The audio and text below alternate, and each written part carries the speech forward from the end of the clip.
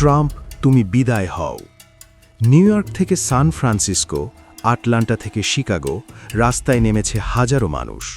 অভিযোগ একটাই, একের পর এক বিদেশি যুদ্ধে জড়িয়ে পড়ছে আমেরিকা, আর তার খেসারত দিচ্ছে সাধারণ করদাতা।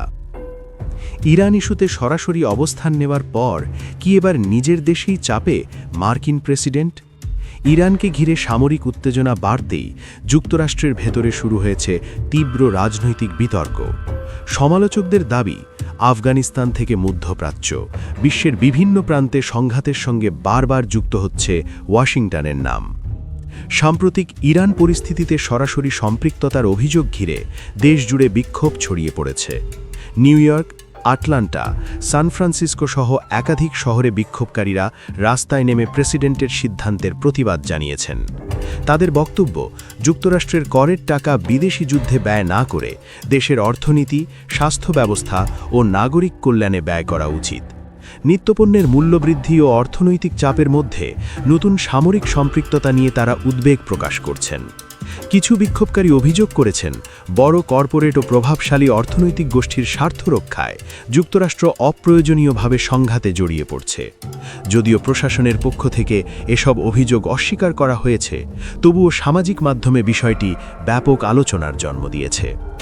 প্রেসিডেন্ট ডোনাল্ড ট্রাম্প ইতোমধ্যে মন্তব্য করেছেন, ইরানকে ঘিরে চলমান সামরিক পরিস্থিতি কয়েক সপ্তাহ স্থায়ী হতে পারে। তার মতে এটি জাতীয় নিরাপত্তার স্বার্থে নেওয়া কৌশলগত পদক্ষেপ। তবে সমালোচকরা বলছেন, গণতন্ত্র রক্ষা বা নিরাপত্তার নামে বিদেশে সামরিক অভিযান চালানো দীর্ঘমেয়াদে যুক্তরাষ্ট্রের জন্যই নতুন সংকট তৈরি করতে পারে। অন্যদিকে যুক্তরাষ্ট্রের অভ্যন্তরীণ অর্থনীতি নিয়েও আলোচনা চলছে। মূল্যস্ফীতি, কর্মসংস্থান এবং জ্বালানি বাজারের অনিশ্চয়তা সাধারণ মানুষের উদ্বেগ বাড়িয়েছে।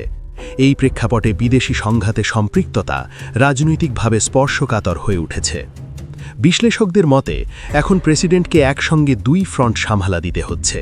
একদিকে আন্তর্জাতিক কূটনীতি ও সামরিক চাপ, অন্যদিকে ঘরোয়া রাজনৈতিক বাস্তবতা। সামনে নির্বাচন থাকলে এই ইস্যু আরও বড় রাজনৈতিক বিতর্কে রূপ নিতে পারে।